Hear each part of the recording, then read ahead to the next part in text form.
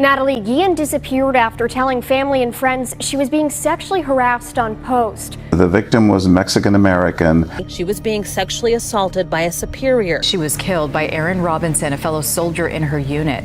Police say that he shot and killed himself the night Guillen's body was found and was never charged. But his girlfriend, Cecily Aguilar, pled guilty to accessory to murder. So we will hear for the first time what she had to say to Vanessa's mother. She apologized, and Vanessa's mother forgives her. The Army returned Vanessa Guillen's body in pieces, dismembered, burned, buried in 3 holes near the Leon River, sealed under concrete. She was 20 years old. And that wasn't half of what had been done to her. You know what the Army called it? A private matter, an affair gone wrong. Weeks before Vanessa disappeared, she told her mother that a sergeant on base was stalking her. Her mother offered to call. Vanessa said no. She had seen what happens to women who report. They spoke the night before. Her mother heard nothing wrong. The only people allowed to investigate her death were the same Army that had been housing her killer. The same Army that logged her as present at roll call while she was already in the ground. They almost made it stick. Almost. Because we have the GPS records, the phone extraction, and the full confession. And today, we're walking you through every single piece. And we're ready to show you the whole truth. When investigators first looked at what was left behind in the arms room, they were not yet looking for a body. They were looking for an explanation. Her bank card was there. Her Army ID was there. Her keys were there. 3 items Vanessa Guillen had not taken when she left. 3 items that do not belong in an arms room on a United States military installation. They belong in the pocket of the soldier who carries them. And somehow, the one thing missing from that room was the person those 3 items were issued to. Fort Hood is not a place you slip through unnoticed. It is the largest military installation in the United States, covering more than 230 square miles of central Texas. There are cameras at the checkpoints. Checkpoints at every exit. Thousands of personnel moving through that base every single day, and the Army keeps a record of all of it. When investigators pulled every available record of Vanessa Guillen leaving the base on April 22, 2020, they came up empty. No footage, no log entry, no checkpoint record of any kind. She did not leave that base the way a person leaves when they decide to go somewhere. That single contradiction, those 3 items in the arms room, and no record of Vanessa anywhere outside it, is where this investigation actually begins. The answer would not come for 67 days. But the question was right there from the start, sitting on a table in a room with no cameras on it. Before you can understand what happened in that room, you need to know who Vanessa Guillen was. Not as a case file, as the specific person she was in the specific life she had built by 20 years old. ANUBIS. She was born on September 30th, 1999, in Houston, Texas. She was the 4th of 6 children born to Rogelio and Gloria Guillen. Her family was large and close in the way large families get when everyone is paying attention to everyone else. There is a quality that comes from growing up in that kind of household, a settled certainty that you are not facing things alone. Vanessa had that quality. It showed up in how she moved through things. She played soccer growing up and was intensely competitive about it.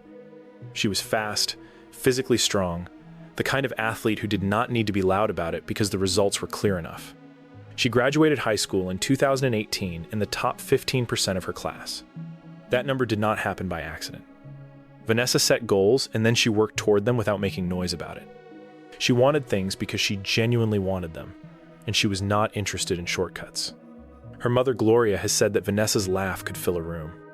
That she was the person in any group who noticed if someone was not doing well and went to check on them directly. Not in a performative way, just because that was how she was built. She texted her sister Myra constantly. She talked to her mother almost every day. Family was not something Vanessa kept at arm's length. It was the thing she was oriented toward, always. What she wanted, by June of 2018, was the Army.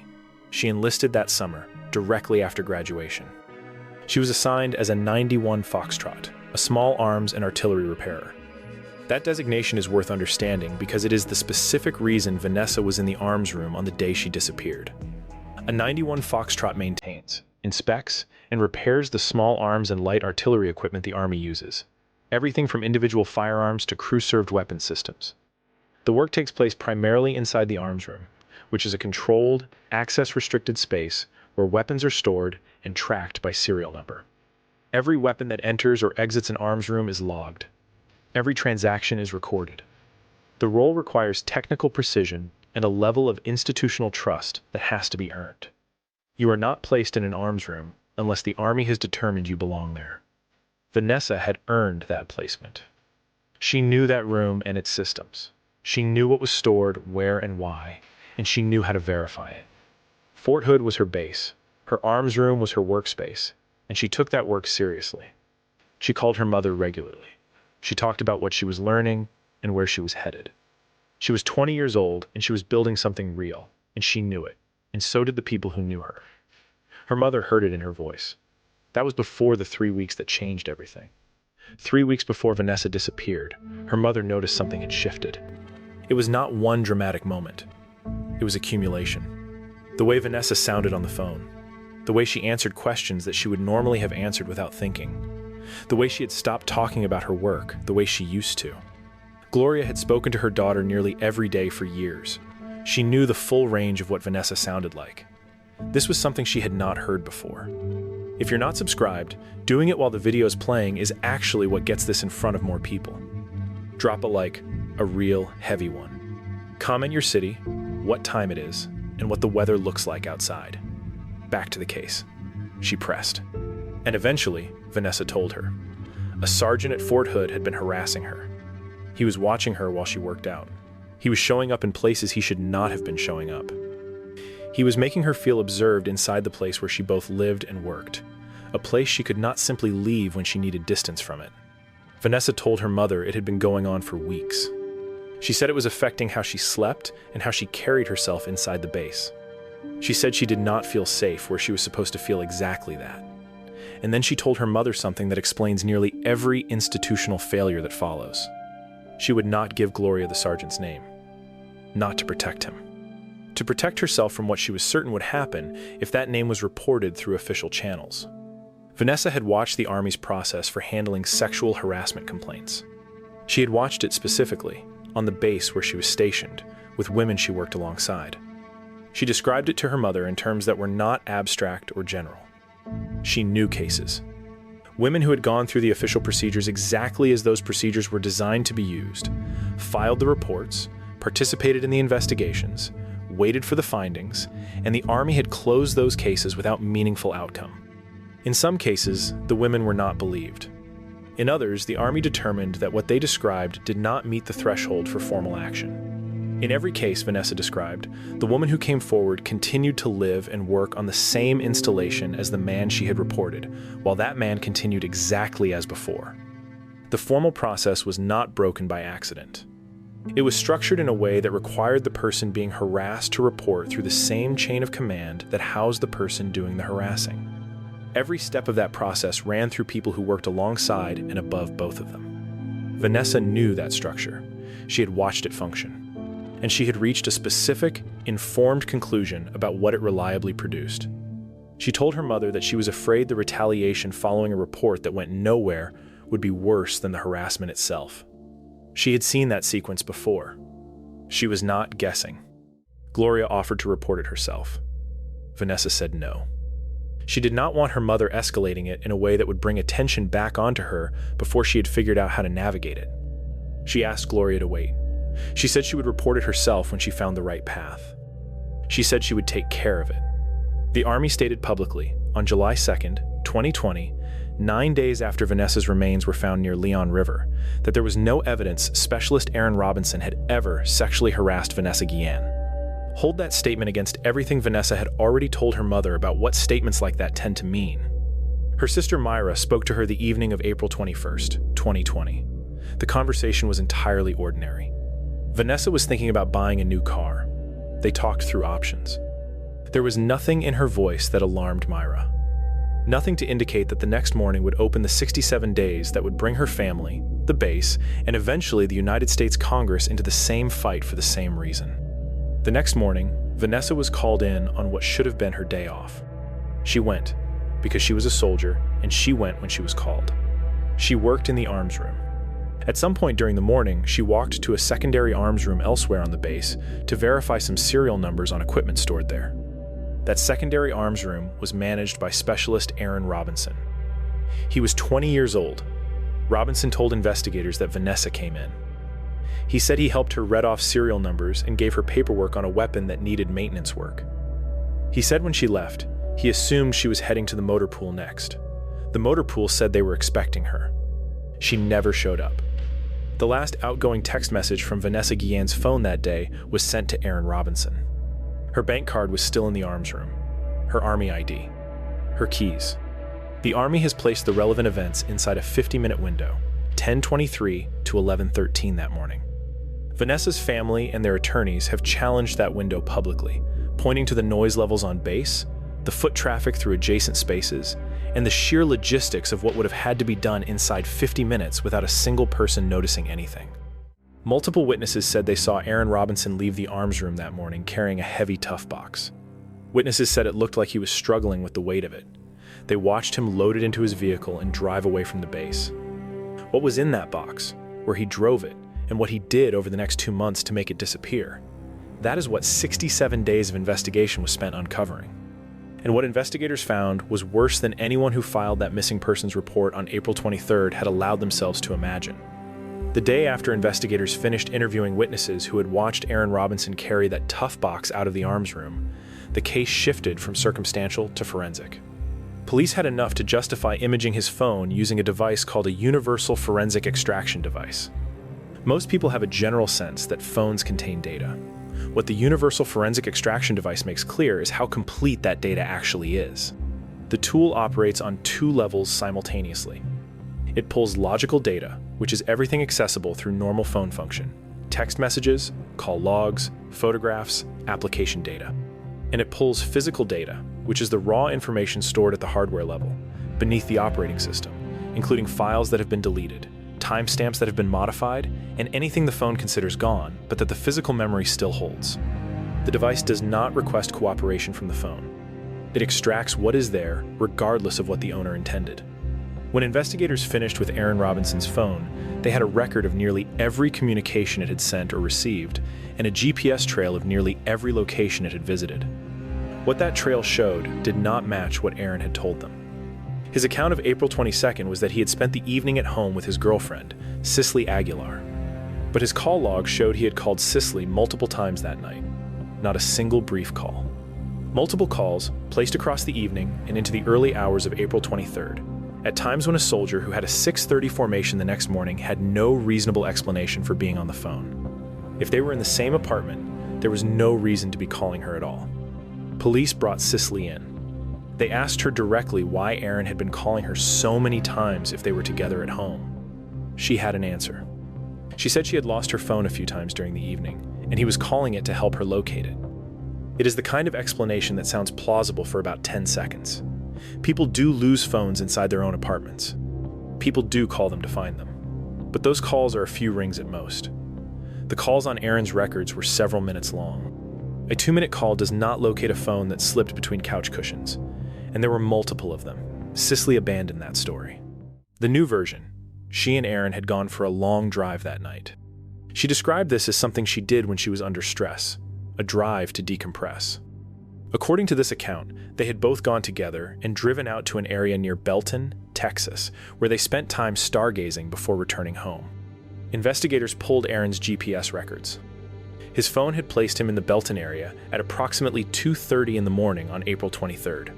Cicely had told the truth about that part. He had been there. But the GPS record did not show a stationary vehicle in an open field while 2 people looked at the sky. It showed Aaron's phone tracking near a bridge. And from that bridge, over the course of approximately 2 hours, the phone moved north along the course of a river called the Leon River. Not a brief stop. Not a turnaround. 2 hours of movement along that riverbank. Cicely's phone showed the identical pattern. Same coordinates. Same direction. Same duration. 2 phones moving together in the dark along the Leon River from 2:30 until roughly 4:30 in the morning, and then returning. Neither one of them had mentioned a river. On June 21st, almost 2 months after Vanessa disappeared, investigators conducted a search of the area where the GPS data had placed both phones. What they found that day was not Vanessa, but it was enough. The remnants of a burned plastic container. A burned site with disturbed soil beneath it, ground that had been dug up and replaced, the kind of disturbance that does not happen on its own. And then a cadaver dog gave a positive indication at the location. The scent of human decomposition was present there. The dog's alert, combined with the burn site, the GPS records, and the witness accounts of Aaron carrying that tough box, was now one coherent picture. 6 days later, the picture resolved completely. 2 contractors working on a fence line near the Leon River discovered something in the ground. One of them, a worker named Tim, later described what he found. Scattered across the soil, mixed into it, were bits of lime. And within that lime, mixed into the disturbed earth, were human remains. Lime is used at burial sites because it is believed to accelerate decomposition and reduce odor. Under specific conditions, it does both. Under other conditions, including the wrong soil composition or too much moisture, it does neither and can actually slow the natural process. What it does in almost every case is indicate intention. Lime does not occur naturally in a riverbank. Someone had carried it there, spread it deliberately, and hoped it would do its work before anyone came looking. 2 months had passed. The lime had not been enough. How is it possible to go missing on base? On a military base? How is that possible? At that point, investigators had a location, a confirmed GPS trail placing Aaron Robinson and Cicely Aguilar at that location in the hours after Vanessa disappeared. Physical evidence of burning and burial, cadaver confirmation, and now human remains mixed with lime in disturbed soil near the Leon River. They went back to Cicely Aguilar on June 30th. This interview was different from the ones before it. She told them everything. She said that on April 22nd, Aaron had called her and told her what he had done. That he had bludgeoned a female soldier to death inside the Fort Hood base. That after she died, he placed her body in the tough box and moved it off the installation. He then drove to the gas station where Cicely worked and picked her up. They drove together to the Leon River. Aaron had already transported the tough box there. It was waiting at the riverbank when they arrived. She said Aaron opened the box, and Vanessa Guillen was inside it. And Aaron told Cicely he needed her help to get rid of the body, and she said yes. Cicely described what followed in detail. They dismembered Vanessa's remains. They built a fire and attempted to burn them. But the fire grew too large. The smoke rose and spread, and the risk of someone seeing it and coming to investigate became real enough that they stopped. They dug 3 holes in the ground near the river and buried what remained of Vanessa across all 3. Then they drove back. They went home, but they came back. A few days after that first night, Aaron and Cicely returned to the Leon River with a plan. They brought concrete. Concrete that Cicely had sourced and purchased through Facebook Marketplace. Think about what that process required. Identifying a seller, arranging a transaction, coordinating the pickup of construction material, loading it, and transporting it out to a riverbank to pour over a burial site. This did not happen in a moment of panic. There was an interval between the first burial and the second trip. Days passed. During those same days, Vanessa's family was on television asking for help. The reward for information was climbing, and investigators were building a case. Aaron and Cicely chose to return anyway. They dug up the burial sites. They attempted a second burn. Then they replaced what remained, poured the concrete into the 3 holes, and covered everything. Afterward, they burned their clothing. They cleaned the surfaces around them. And they drove home.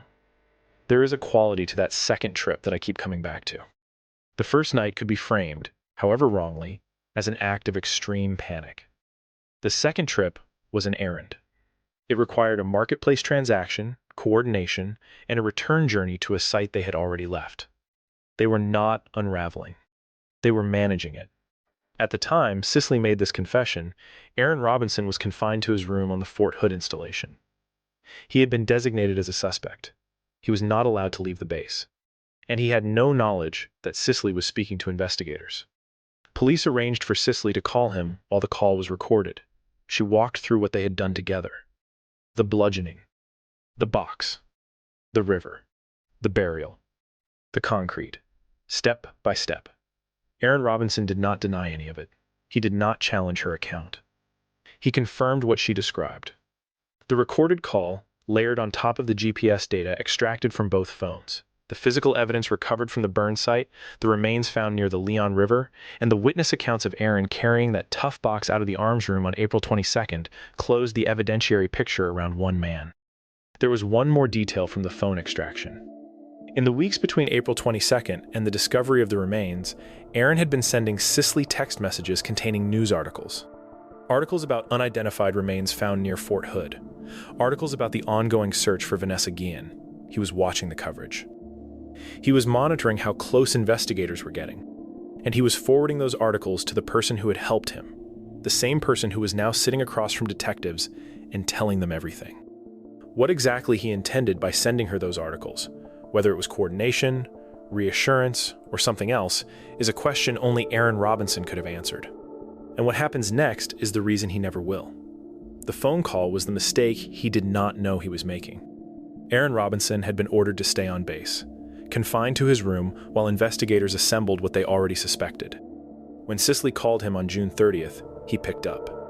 And on that call, less than 24 hours before she sat down with federal investigators and gave them everything, Aaron Robinson said the words that confirmed the entire 2-month cover-up in a single sentence. He said, "Baby, they found the pieces. Not the body. Not the remains. The pieces."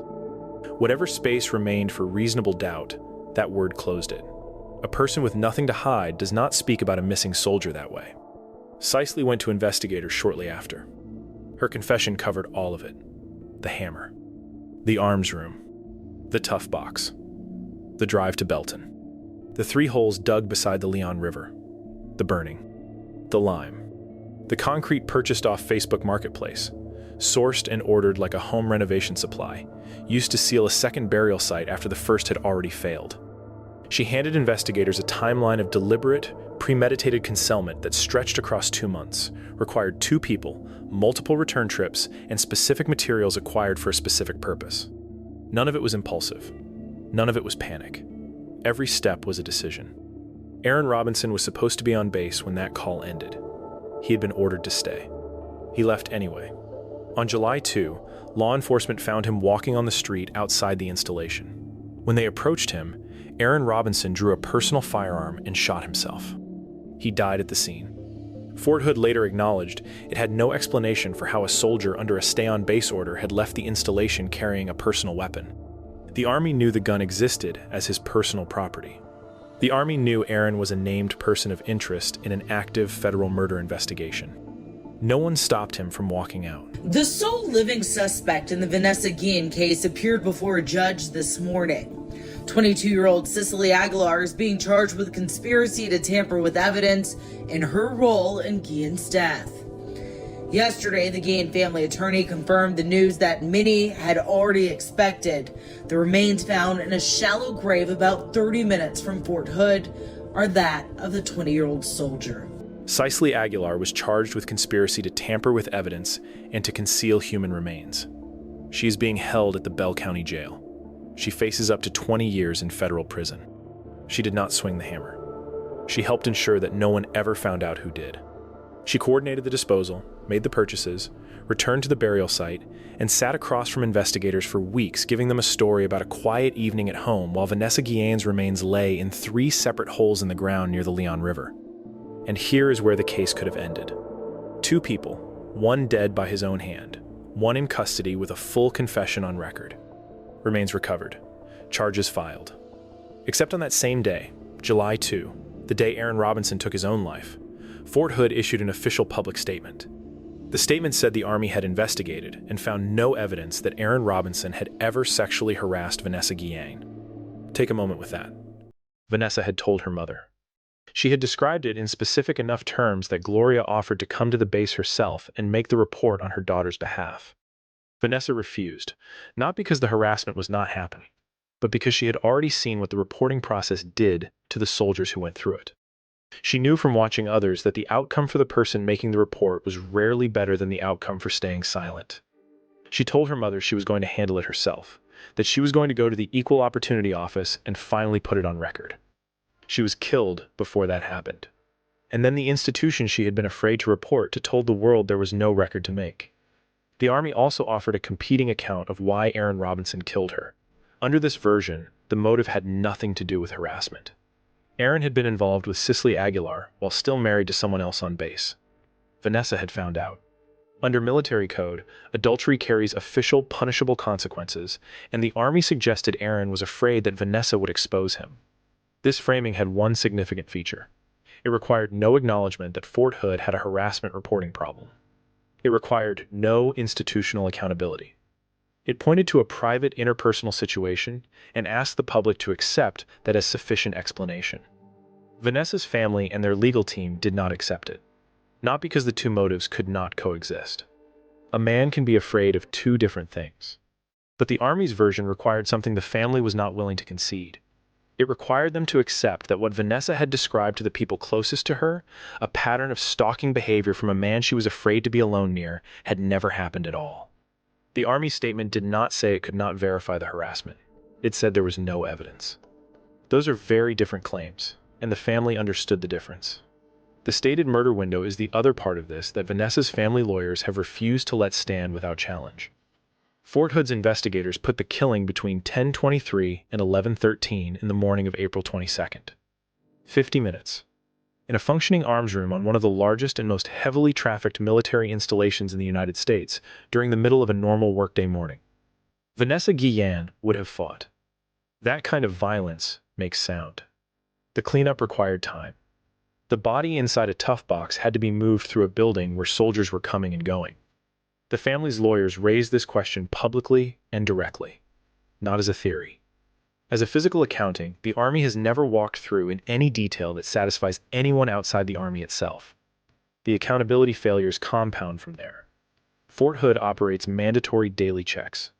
Every soldier living on base is supposed to be personally confirmed as present.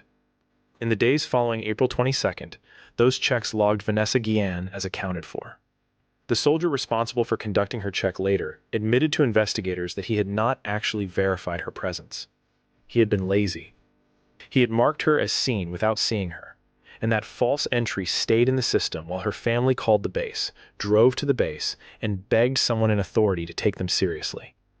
One person deciding that their job did not matter on a given morning. One false mark in a safety system. And Vanessa's family spent additional days being told their daughter was on base and fine. There was also the polygraph. Investigators asked Aaron Robinson to submit to a formal examination. He refused.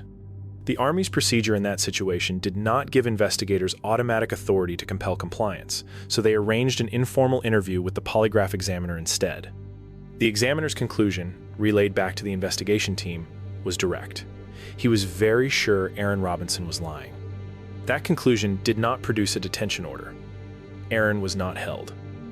He was not formally charged at that point. He walked out of the examiner's room and, weeks later, walked off the base with a gun. Before any of that, there was the moment Vanessa's sister Myra came to Fort Hood looking for her. Myra walked the installation. She asked questions. She stood where her sister had last been.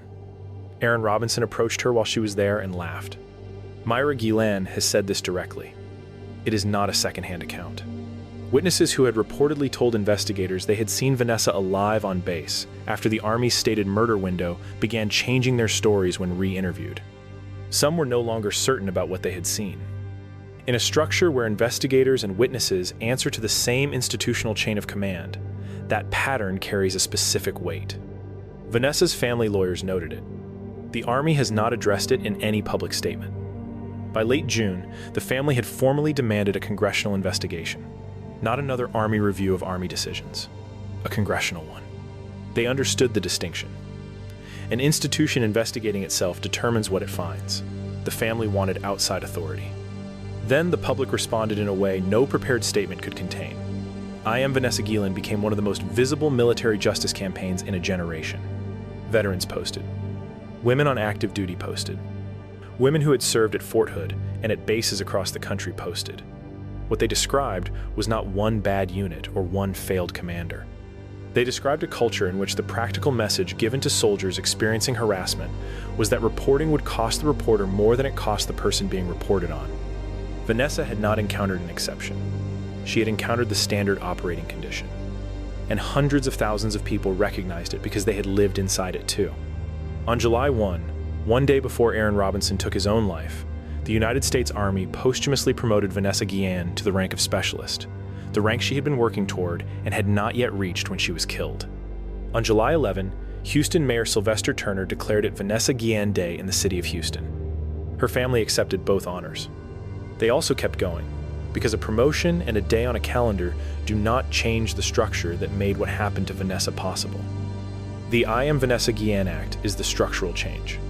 The bill's core mechanism is a third-party reporting channel, an independent office completely outside the military's chain of command. A soldier who experiences sexual harassment or assault can file a report with this office without that report traveling back through the institution that employs both the victim and the person they are reporting. Not a superior officer. Not a unit commander who answers to someone who answers to someone who has an interest in the story staying quiet. An independent body with investigative authority that the chain of command cannot redirect or close. This exists because of what did not exist for Vanessa Guillen. There was no path available to her that did not run through the people she needed to report against. The bill is that path. It is the direct legislative consequence of a 20-year-old woman who saw the system clearly enough to know it would not help her and was proven right. Gloria Guillen did not accept the Army's version of her daughter's death. She did not accept the statement that no harassment had occurred. She did not stop. Her daughter's name is now a law. Before part 4 of this case, one question for the comments. Do you believe the Army's explanation of why Aaron Robinson killed Vanessa, or do you believe what Vanessa told her family? One word is enough. Because this case did not close when Cicely was charged or when Aaron died. The civil lawsuit the Guillen family filed against the Army is still active.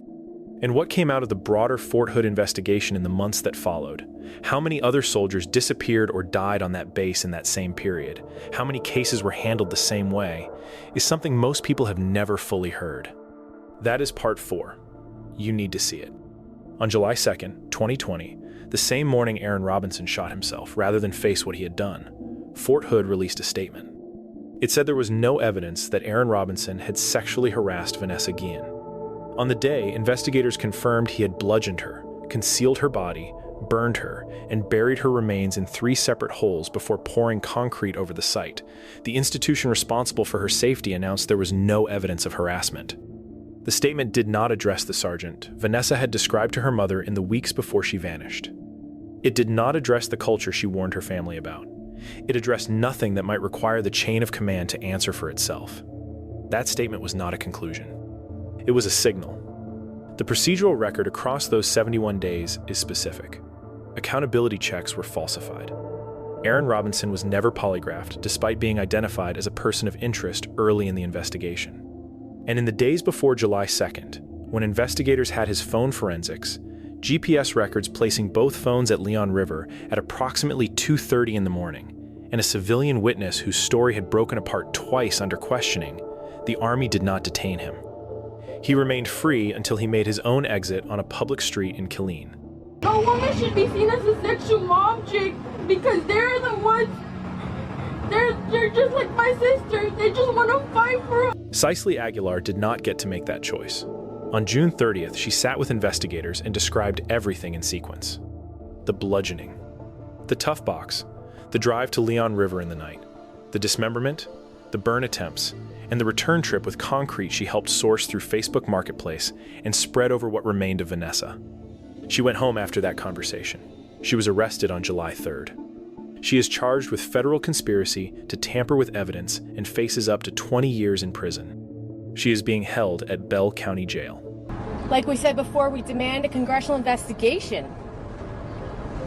This should never have happened. And we will never know what happened ever until we get a congressional investigation, because everything we were given was lies. It was evasive. They were not sincere. They were actually very disingenuous to us. I don't know who's covering up for who, but it doesn't matter. We lost a life. We lost a beautiful young soldier. And it's time we fix our system. Women should not be afraid to come forth about sexual harassment. They should not fear reporting sexual harassment. This is unacceptable. It's 2020. What's happening? Sexual harassment's not criminal? That was what we were told. Well, guess what? we have a dead person because of sexual harassment.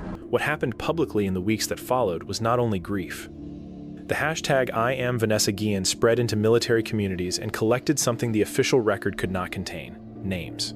Service members came forward, many of them women, many of them Latina, describing the same structure Vanessa had described to her mother. A harasser protected by rank. A reporting pathway that punished the reporter more reliably than it punished the reported.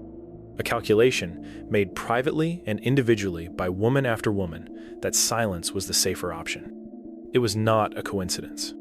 It was a pattern that had been running without consequence for as long as those women could remember. On July 1st, 2020, one day before Aaron Robinson died and more than 2 months after Vanessa was murdered, the Army posthumously promoted her from private first class to specialist. She had earned that rank while she was alive. The paperwork had been pending. The promotion that should have arrived in life arrived instead in the middle of the investigation her family had spent 10 weeks demanding anyone take seriously. On July 11th, 2020, Houston Mayor Sylvester Turner declared it Vanessa Guillen Day in the city of Houston. Murals went up. Her face became familiar to communities that had never heard of Fort Hood. People who had never served knew her name, her rank, and the fact that she had told her mother something was wrong. The family's demand was structural. The I Am Vanessa Guillen Act proposes something the military system has never had: a third-party reporting channel for sexual harassment and assault that operates entirely outside the chain of command.